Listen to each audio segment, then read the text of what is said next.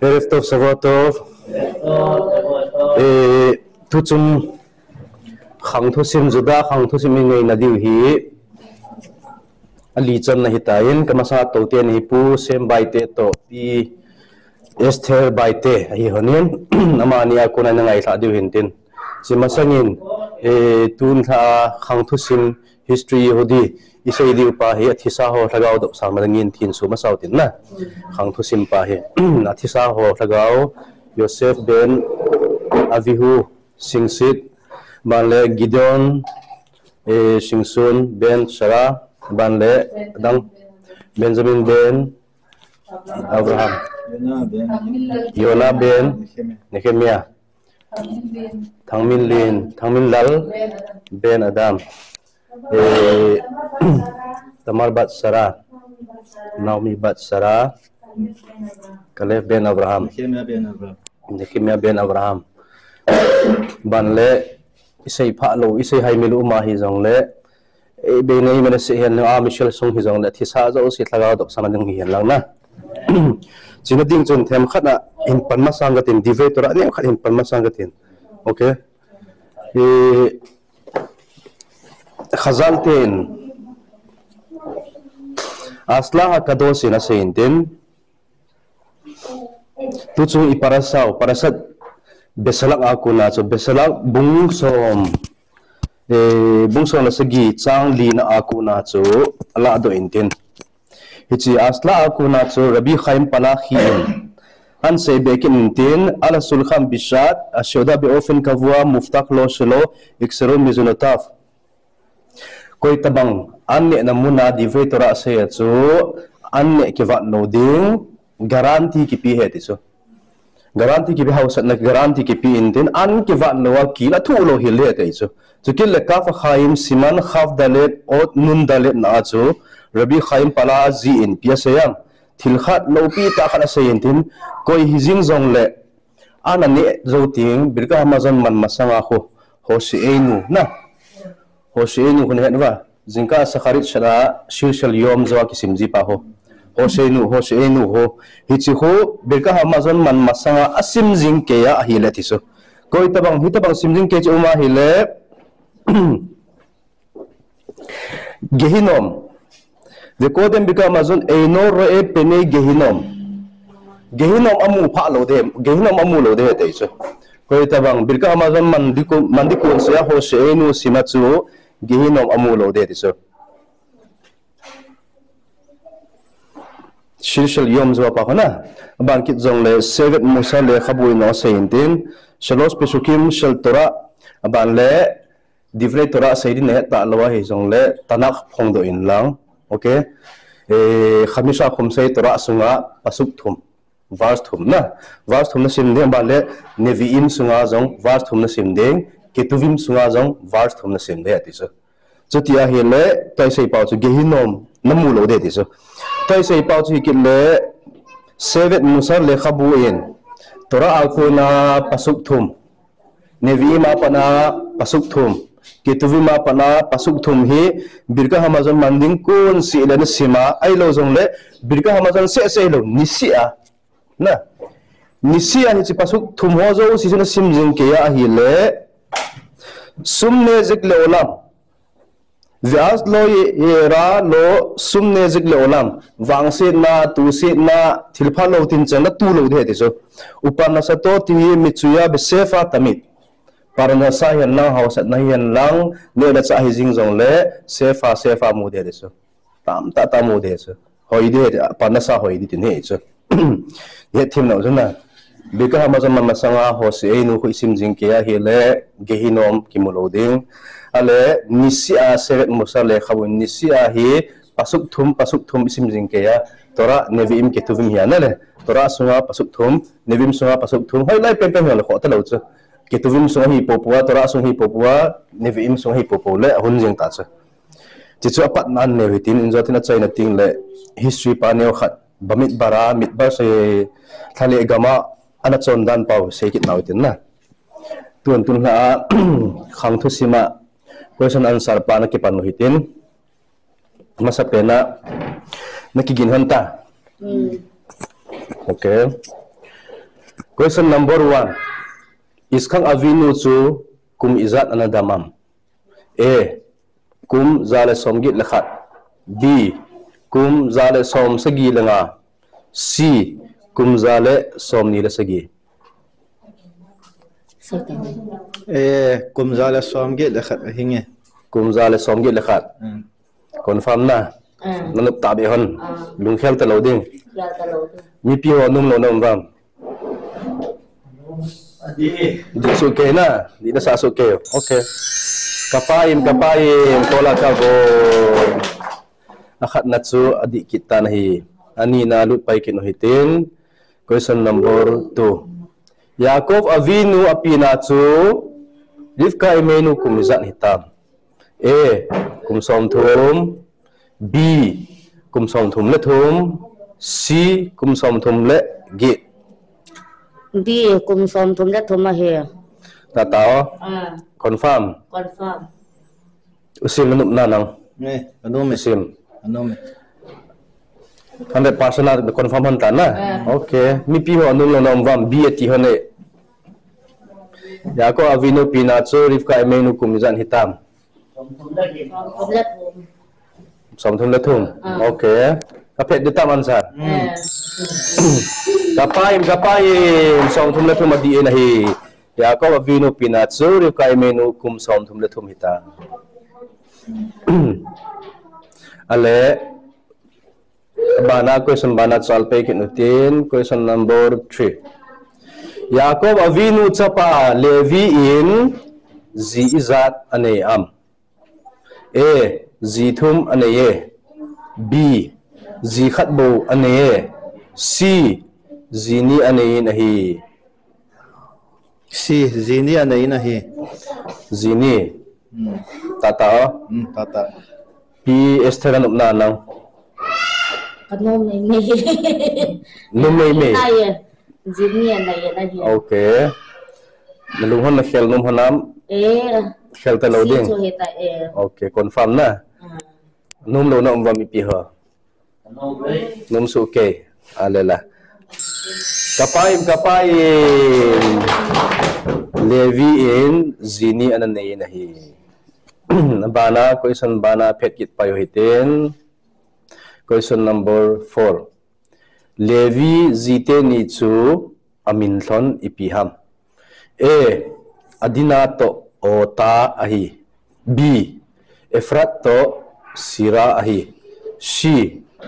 Jessica to nama ahi. Adinato ota hi. Adinato ota. Tata na. Gel hon na. To hi chance kapi hon nin din na khel num honam khel num hon hi am. Adi momong na. Ale anum lo nom vam answer hi A ati honin. Mi pi ho num lo nom vam. B. A ati hon zamanin. Okay, nang nin na tihon na. Nang nin na tihon le pet diuta se. Okay. Kapaim. Ichi to asunga kizi lawin tin. Khamim ho khazal ho. Paniyak razia kiti le khabu Pinchas. Parasat Pinchas 26 na kizi ichi. Adinato ota kiti ichi. Khamim azat zanin min chum o sevin te wa se ama hi kinep pi thei pen na. Adinato ota he. Abana question number 5. Levi in cha izat aneyam. A. Cha thum ane A. B. Cha li ane A. C. Cha nga ane A. B. Cha li ane A. B. Cha li. Pu sem nanup nanang. Kanome cha li ne. Ding cha be. Khel ta momong lo di. Okay. Anu no. Mi pi ho. Di na sa so ke yo. Okay. So tia hele. Kapaim.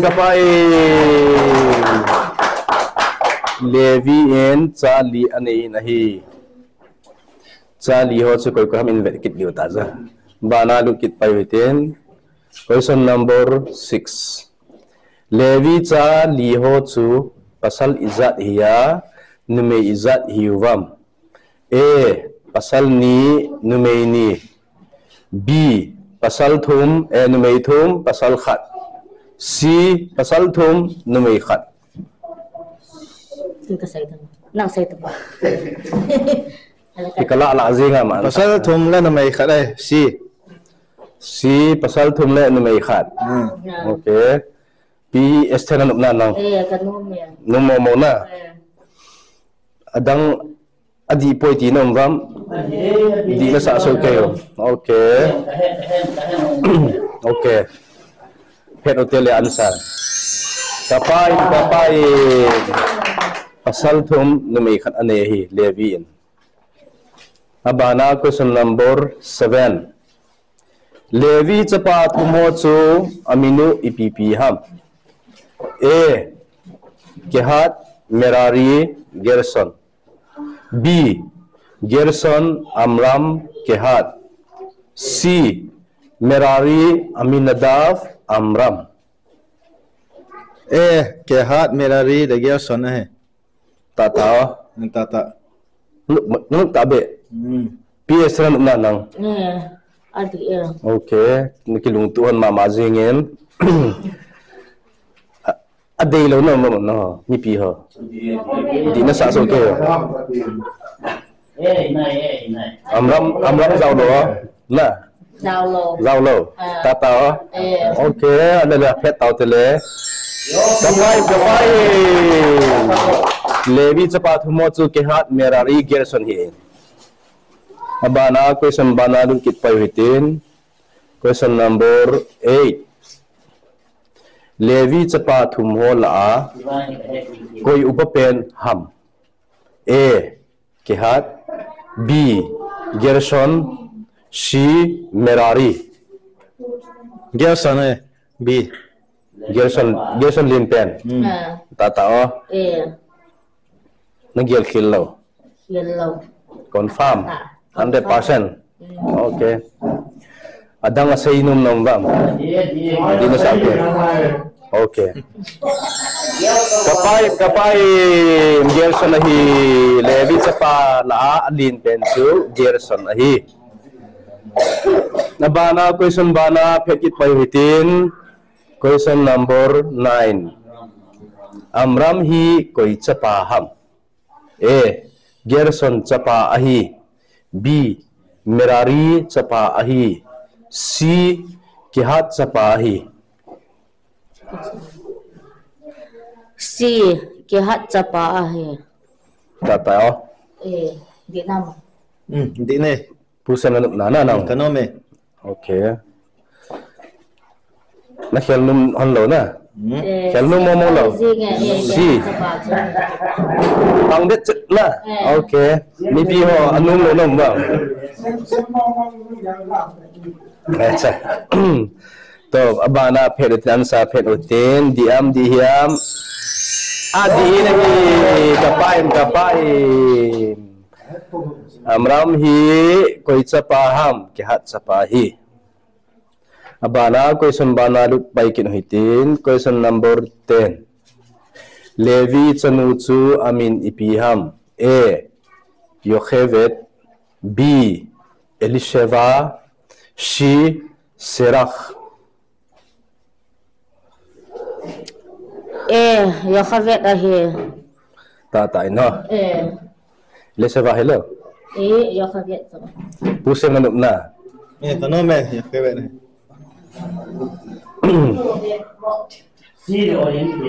Adang anun lo nom bam. Adesa lo nom bam. Adang mi pi hon sinatiu. Kamaya tenin Yochevet thihon. Nadin sabi hon dina. Okay. Adi nahi Yochevet kapai Levi chanu chu Yochevet nahi. Abana question bana chalkit payutin. Question number 11. Levi chanu Yochevet hi koi to hum kicheng am. A. Aminadav to. B. Amram to. C Eldad to B Amram to kicheng Amram PS thagan na adi Amram ahi Eldad hilaw Amram okay adang asay nung Amram adday lo Amram di na sa aso kayo to ay lala pen hitin Amram adi nahi Yocheved chu Amram to kicheng ahi ale abana chalgit payu hitin Yocheved hi Amram dia azinu ahi tilawa ai pi ham apung kiba pi mei ahi B apute chanu ahi C aninu ahi C aninu ahi aninu tatao tata ni aninu kicheng zi hi ai ra balai aninu hi na pu sem na inge kanome aninu okay C aninu na adang ho nung lo nom vam apute chanu hello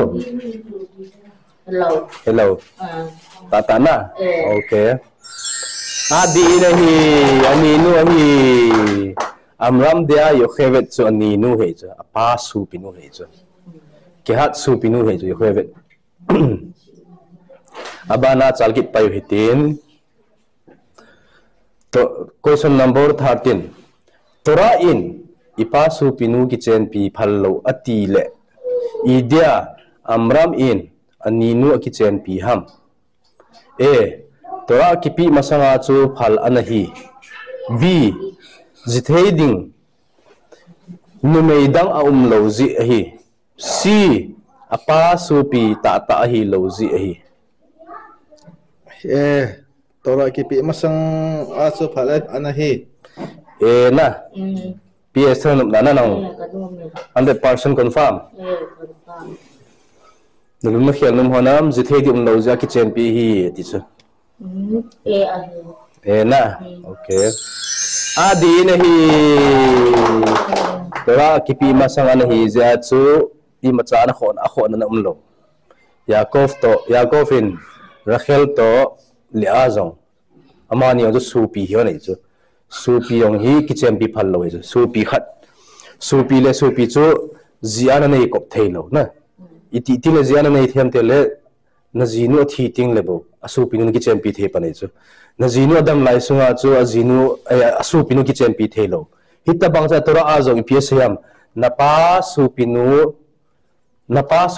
ani na ho pi lo de te chu tora sunga chu chuti ai le ininu tin he chu ininu kitchen pi phal lo ya tora sunga wa to ai sei pau hi le Yocheved ho Amram ho chi hi le tora ki pi masang he chu bana question number 14 Amram pa ke hato Yocheved hi nu sunga kun hi hlon am nu sung khat a kun hi hlon am tin he cha hi nge nu sung khat a kun hi hlon e B a hi poi nu chum chit a hi C Yocheved hi midang cha ke hat pa Levi in akiwa alit a hi bo e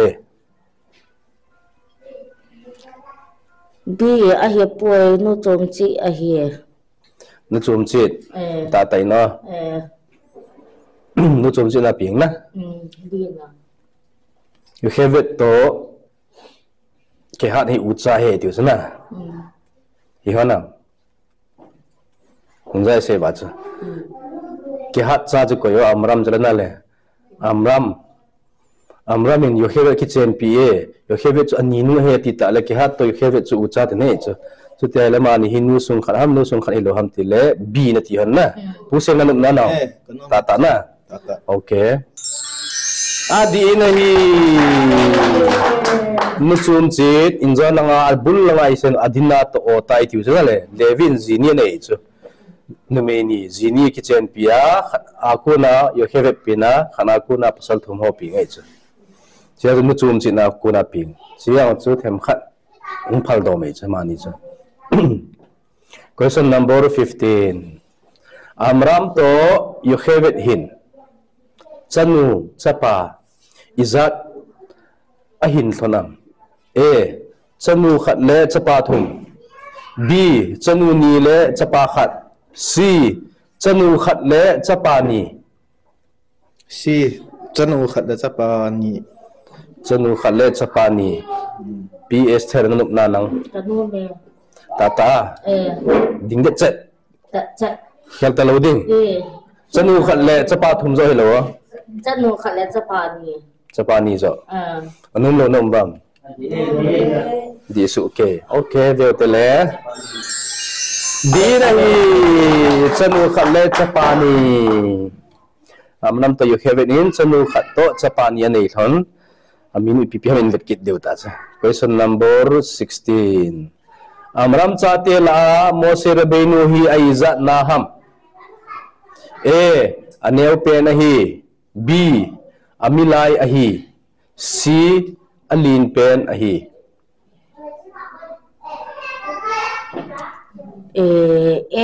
aneu pen ahi aneu pen pu sem na nup na kanu me amilai zo hello aneu pen zo neo pa này hai Aaron dia, Miriam dia. Nah. Tutile ipio aneu pen na lin pen na okay Mose Aaron de kisai ji ma lo hello hay là aneu pen ahi pangdet chet na okay na pandet chet hona hele vet diu ta sa adi nahi aneu pen nahi Mose rabenu chu mo chala dinga aneu pen hi cha abana chalgit pahitin question number 17 ezip gama zudate naudoma pangteni sifra le poa hi koile koi ham a sifra le poa chu ahi jinge b yochevet le miriam ahi c paro chanu teni ahi chúng ta sẽ được tali ki dial thian cho họ lo pizza yo khavet le miriam ahi ta ta đi na pusem na nup na nghe kanu me 100% ding det set khel ta lo ding okay anung lo nom no Dia Miriam ni. okay lo khevet le miriam na adi yo khevet to miriam hi chu amani hi sifra to pwa hi honai chu chi konamin vo pi ham dele faroin ipizi ham dele faro hi mingol hi lo chu aching chu minyau khat aching ama hedan lungja chu yosef jing no chamina help is lana le ipizia help ham dele zuda te kiti hi mihim kiti hi imindung zia hi na he te chu ale yo hevet to miriam hi ivip min hi chu ivip min hi ta ja chu yo hevet to miriam tin ko den leng zuda te ngai lu na nei han de te chu faron de chu naudom dinga sol chu ahung ping sun su atha thu hon ding adei ja chu amin hon sifra to po a te amin bo pe chu sifra ra to po a po chu ipiam faro min so sa panang gila do chu ezip gam sunga ezip mi zo si faron ama min so sa panangen aphu pi ji chu yosef zong ipau yosef zong paniak ti chu na paniak tin tin zong chu faro mina panang gila ma he chu chafnat paniak ti chu bana chalpa yoitin question number 18 Yochevet in Mose Rabbeinu ahina chu kumizan hitam a kumsongku b kumsonggo c kum zale somthum C kum zala somthum ai te kum zale somthum ps seranuk na kanu me kum zale somthum ta cha ki nei thein na te ta lo de te wal ta lo de te yang le isi gama so mira kalum ja so nei the he na khel nom hon lo na yang nom la pangdet set chắc di momong okay mi pio na nuk bang anung lo nom bang okay chutia hele kum zale som thum ti hon na adi nahi kapaim kumzale som thuma chana ne hi kumzale som thuma cha ne chu zahar le khabun pi sayam ama hi yokheven hi koi ping kun ha itile khawa ping kun he chu khawa ping kun hintin Mose Rabbeinu chu koi ping kun ham tile set ping kun ki nei chu set chu koi ping kun ham hevel ping kun ki nei chu ale adam to khawa jong kumzale som thum ki khen hon nei chu kumzale som thum ki khen zo nu hona ong ki tha cheng ki hona chu koi ahin honam tile set hung hung chalan le set ahin hon ale to ong yokhevet chu khawa ping kun hi ta le kumzale som thum hi zo nu nga set hung ping kun Mose Rabbeinu chan hin nei chu to baba na chalgit pawitin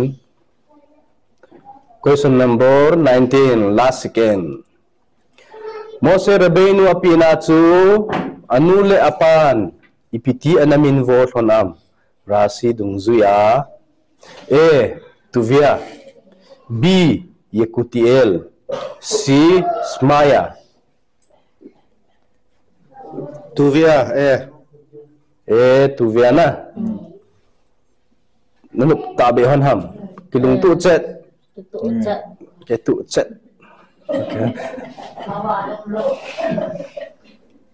ke tu chet abalum lo okay anale mi pio no ba mi ikutiel zo hello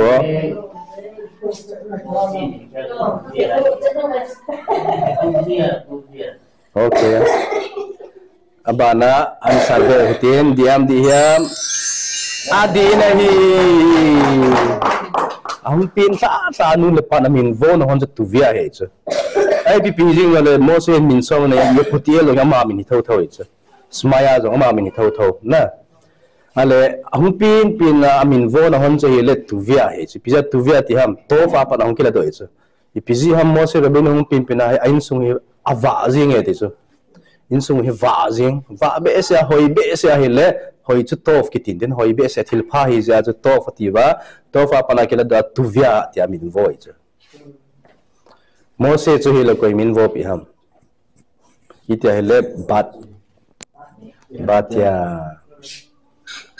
question number 20 atsaina last kuti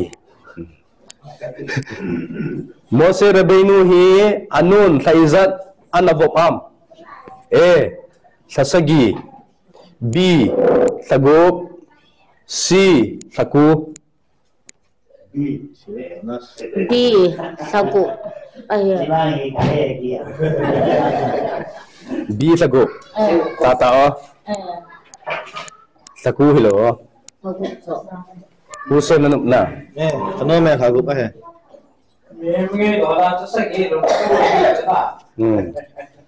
sagu ma ping chu abnormal lo di sona hello nadin sabi hon na okay ivet du ta answer sagup na ti hon hiya adi nahi kapai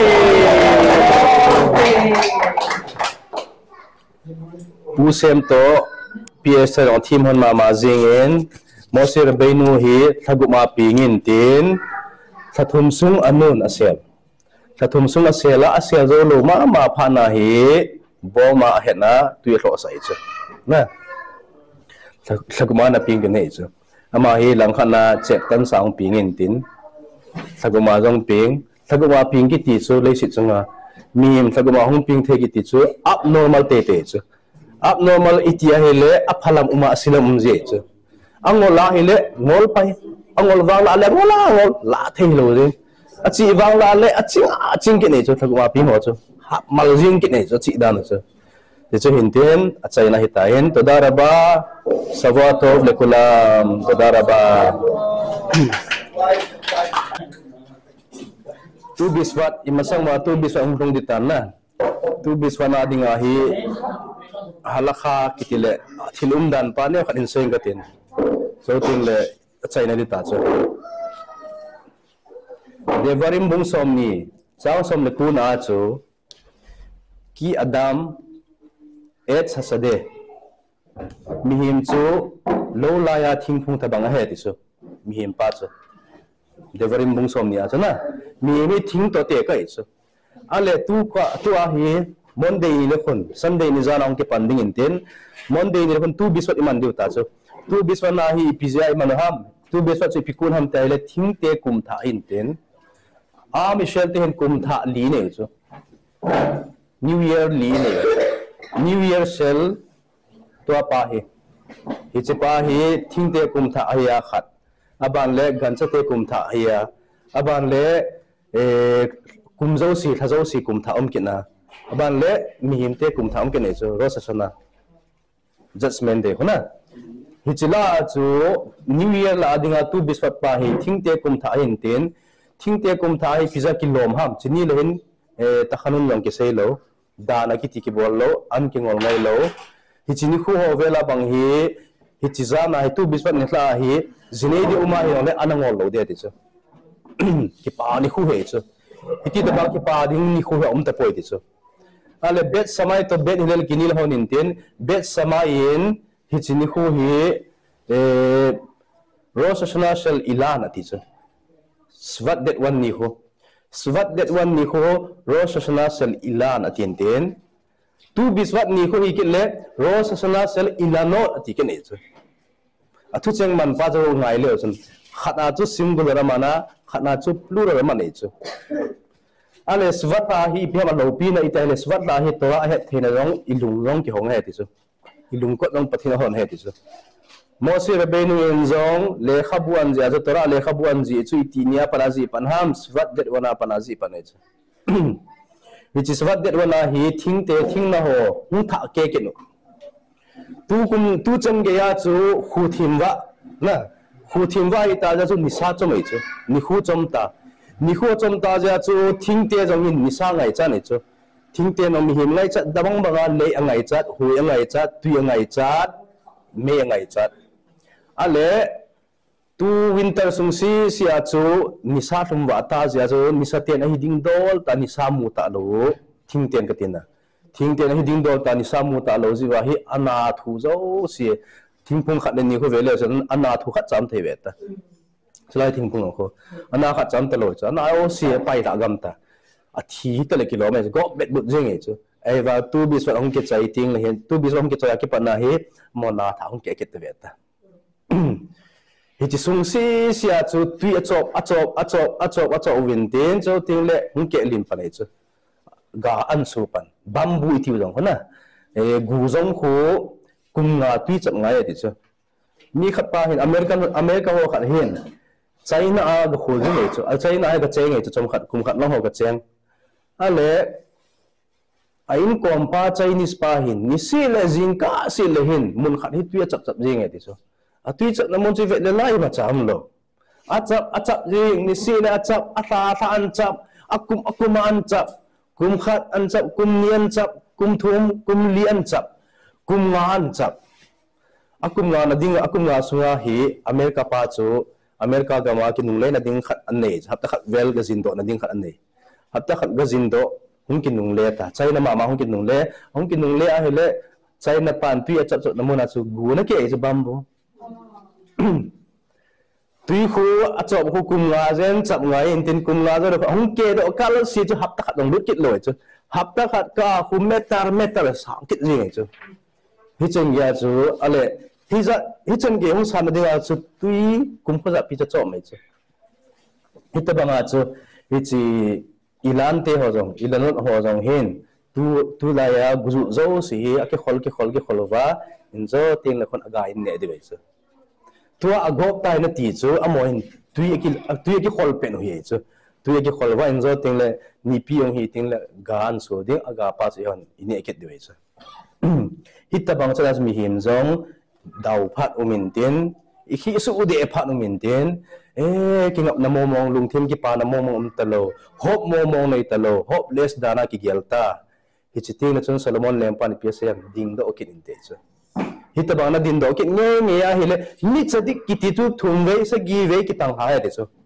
sa gi ve ki tang ha ding do jing jeng pa chum ni chadik ha ya de so sa gi ve ki tang ha tho ta lo pa ke ma i ma sa momong ka hita poi la the momong ka hita poi tia ki pi si jing ho chu hele ni chadik hi lo chu ni chadik chu hi le hi nge kum phat kaldo phat kum phat kaldo phat Rabi ten piece from English power heart ho victory ho na victory ho spelling pia ke pana via ke pana chu via ke pan ale every power zong thilkhat ilo hin nadinga hi chi vi pa chu man cha ngai de chu vi a set pa chu vi lim pa chu vi ko achunga go ma kum suwa kalto ki nei chu chita banga chu lo hin nadinga hi emek zong angai de chu ka kum su long ngai de chu ka kum su ding in tin ikum su na pa ikipal na pa chu step a hin nei de chu ale to ki pana hi relation 2 biswat tet vav 16 svat zo sia he 16 det 16 zo si le kut hum ta weta purin seni jong purin susan purin jong tet vav hum heding chu 16 adar ko susan purin hum kit ta chu na a purin ta ta chu hi la chon 15 hi a susan purin chu le 16 he chu jo ting le pesak savot sukon ho jong pesak ho jong tet vav sunga hi kholam ai nom kit ta chu sukot jong kholam ai nom kit ta tet vav sunga ita he tet va pai phat thebu hung chang pe chu tu biswat apa na chu rabi ho sa to rabi elezer kitnil dung zuya chu 25 elul nia hi leisit kisim he te chu 25 elul nia leisit kisim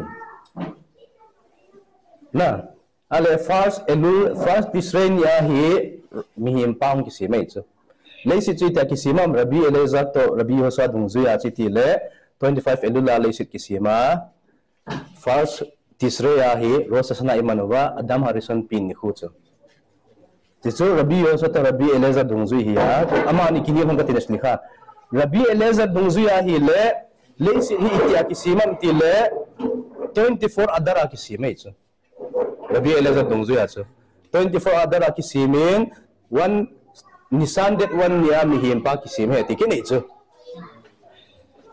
ale hit chi pizza ta so se ham rabi te ni ta hele to 24 adara ki sime ti on so pai the lo iso e pizza pai the lo ham itia hele hicha pana ho isima hele mi him jong nu oi su anu in naw vo ma pana ho ni som li sunga an vo ma pana ni som li sunga ho taw iso pasal de hele taw kita atawai le pasal pathirin pasal su sa thena lai ni som li sunga ho ni som li akhel kalasi chu itabangin tao jong la jon pasal pin na dingin itabangin tao jong la jon kana talo akizil jil ding kizil ta ki su ding ki su tai chu ni som li jawa ko itabang chana chu mihim khat hong ki su dinga pasal nu me hong hin dinga hi ni som li lu nei chu itabanga chu hi chi nisana pana elul ki ka ho jong chu adara pana elul ki ka ho jong ni som li umai chu chu ti hele ipsa na ham rabi elezer in 24 adara le ki simi ati chu ipsa na ham ti hele pathinin lungel anei he ti chu leisit sim na ding lungel anei pat na chu itiham 24 adar 24 adara hi leisit hin sim ning hi lungel anei ata tan sim pat chu 25 elulan sim pat ata tan su beng pa na ti chu kinil non he chu rabi te ni ale tu lai ta bem cha khoref la lo lai ta vot lai ta khoref la lo lai ta hi ipikun umam ti le to man yu pa Rosas Nasal Ilano kitintin en sum perod ba olam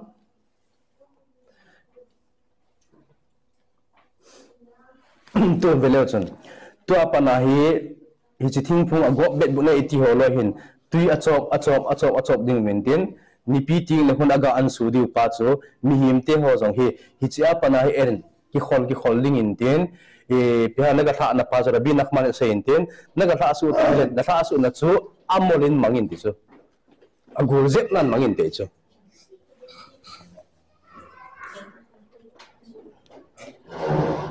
git jong le rabi ten mi imacha hello question jong ido jong le hello question boji jong hello na tora ga zile chu tora jong na atong lut mo lo chu imacha mo het mo lo mo nui si hin ti chu inzo ting le tai sai bang ba su tu lai ta hi thing phung khat cha ke loi cha na khat cha bo na pai la su ke agop nei sai chu nui si hi tang ga phu tha hi tang na ga phu tha hi le abol khil pa nei ding e chu ji ja chu psa ga rabi te in hita banga question bol ji jong hello tora zil ji jong hello asim ji jong hello ho chu mo nui si hin inzo ting le question tam tan bol thei de te cha hita banga chi pg ham thing phung jong tua chu a thi ta le kilomi sa bang wa chu isa bang wa inzo ting le khun tuya ki khol pe na hi za inzo ting le hun agaung su ding chu hita bang chu mi him pa jong na ki gel net lo the te chu zo ting le ama chu namo nui sia he de ima chang sim thelo hala khaw sim thelo tora sim thelo sul khan na na san sim thelo tia namo nui sia he le ahun ki pat na ding zo an hi ji e jama dinga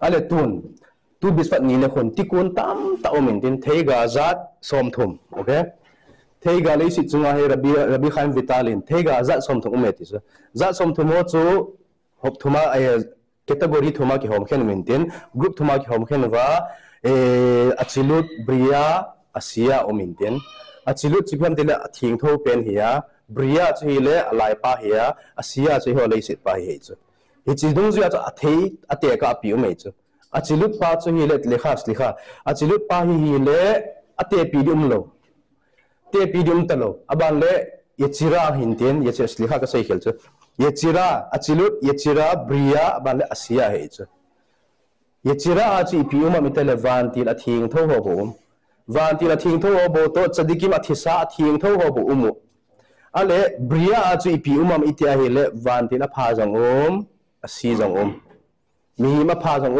achadik jang ale asia achi pi mam asikeu se le sit hi ta ja chu abu ukeu se ta hit bang thei jo te ka apidim patil achilut jo thing tho pen hi ta ja jo thei ate ka apidim lo abana yechira apana ga te ka apidi o maintain ipiham chi chu itia hele aho pumane the amu jong ne the na amu jong ne the aho pumane the piji o aphangen chang je acha abana bria achi piumam asi jong apha jong hit bang a chu ipiha aho sa ata asa sanga aho lin jo amu lin jo katina na example a mango ho na amulin zo so olive ho amulin zo ani edit hom zo ale asia a chi pham ta hi le a kho I khelo le ni thelo hi ma khaga ki theo na khaga leng thei ki theo hi a kho na khelo le ni thelo hi ye chi pa ta te kan zat chom thumo zo si inni asi le hin tikun ki se chu tam ta ga ni edit ni lo them khat na ga te ma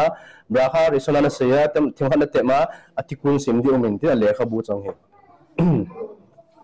hichi umintin hichi tikuni bo zalwa chu tu kum sunga the ang hoi ding le ang hoi loading chu jingni ha iman diu tu biswa ho iman hoi wa hele tu kum sunga the ga ong ga de hoi de iman hoi lo de chi hintin ale tu ko mai ki puai chu birkat ilan brakha ho zo si thei ho zo si tikun na bola hele sukot ting le ethok hol le an thai lo de ti chu nang ding kha chu pathinin gun tup sa koi de tai ti chu eliang ko mana cho di jong le eliang ko na koi tup de tai ti nang de mo kha chu tu chunga he be kai lan nga tu biswat he katina tu biswat pai hoi ta thei go ho bra khai seiwa hi le sukot hung thun ting le I chok diu pa chu pathinin gun tup sa na koi de tai ti chu hi chini khuwa he na mien na ki sim e na echok ding pa na ki sim na tagaw ding pa na ki sim tu kum sunga na thei ga ni ding pa na ki sim e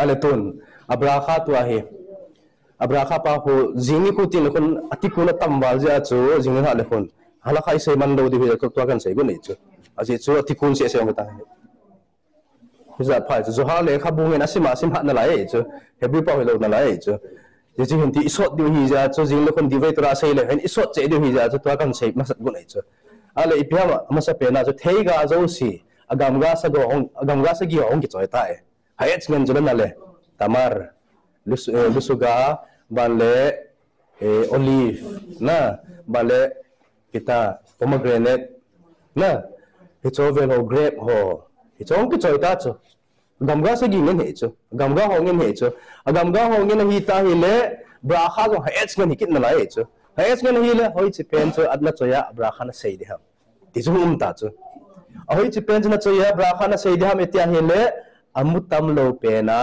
brakha na sei de amu atam lo dung zia bra kha ma sa pen di hi amu atam lo pen ji ham oli mu khat bo se ne je lit ba ba men ko la gam gai kit lo che okay ale abana la ipidia lusuga na lusuga khu ni nge mu khat bo ne da jong le them khat alai khat um na le ni ta ba umai ta ma khu ni chu hi lo khat chu ni jong le ita ga umai chu la tong ei chu sia chu ni ta bang hi ta zia chu lusuga pa sa ni na hong hi de athum na ile anavim grep ga na grep ga khu hi nge mu chu ti tam lo pi chu ni le thumam ha bom ve ta abana ha lo rong che le thang pia ma he amun nei he chu grep mo mo chu a hi na mo mo chu mun nei he chu ale abana chu chaina chu gamga hola nya tenim na tena hi le ni lo wa phaso chu langkhana lung tam bal be se thei pi ho lung tam bal be se itabangin homin lai tabang che na chun do na chun na la do seng lo mai thei chu lung tam be se tu lai khanga hi tena hi ngol lu hi ma se ang ting le ne de hi thei chang ho na ne de ting no ta na vet ngai ta hoi ta na vet na hon din na vet ding en tel chu te lo hi le ama thei mu tabang mang khui ve ta lung jong châu tiếng lệ achai na pen pen na ipihabra ane de chuita hele ama sa pena abra khana se olifa na se ta sana le aban sana ne de ta sa ase de dung zo na ne de ipiha na ne na snu kha pen ning chuiti le remote kolbu thei ho pum pia mu ta chu mu tam pe hi ta je cha ta chu het thim da formula pa so het to sana mu lom pe na abra kha se ya pat de mu tam pe na chai de abra kha chu le bona se ngai lo pi chu khát nó xây hi lệ olive gam là ha h nó xây ta sana nó xây chai lệ aba na chuna ni zom di hiang ani ding dan pa bo cha se da hung mai chu ipini ma sat pending ham ipini no kha pending ham ti pa hung mai chu abra kha chi le khat na sei le hun ta chu ha ma sat te chula ase da jong hikit chula lang khana mezunot uma hele mezunot ki sei masa bana grape uma hele grape ki sei masa thei pi ka tin asli kha yain yan umare yan brakha ma sa pena zana ki pin din bana mezonot abana chunga abana nuiga hepan so nuiga zo le sia ko le pan na he chu chu them khat hin den apoi modern pa chu he diu khat chu hi chi ni khuwa he ni hin khu jong theiga to te ka na ki hi na o the thing phung te ka na hi ja so devorim mung som din na sei banga na mi him pa chu lo la ya thing phung ta banga he ti banga chu thing phung kut ni khu a rosa sana so ila not ni a chu nangin thei ga zo si chu bra kha na bola tikun na bola hele nang le nang tikun ki bol he chu na ta ga tikun ki bol sa sa lo pi jing hi chin khu hi kut dang zo sa lo pi zo na lai igel lep ke bang ba iman kha be se lo bang ba lo pi chu sini khu a hi thil tam ta koi tabang tu biswan hoi tam manga chu atora het na jong ki hong ding athu jong ki hong de ti chu tora het na pa chu hung lut jong de ta chu si un ngai jong le mo man ta lo mai the chu hung lut jing de ta chu ti chu hin de no pi dang kan sei kun hin ten jing le chun direct ai man jing de ta chu okay ban sei be be the ve ta na ti chu hin ten hi chen chen chai pon hoi ten i sei do ho zo si pathinin pathei bu pe hen lang abul lama ka sei bang chu na thi sa ho thagao zo si dok sa ning jong hi ta hen baru khat nai lo na men ve men to da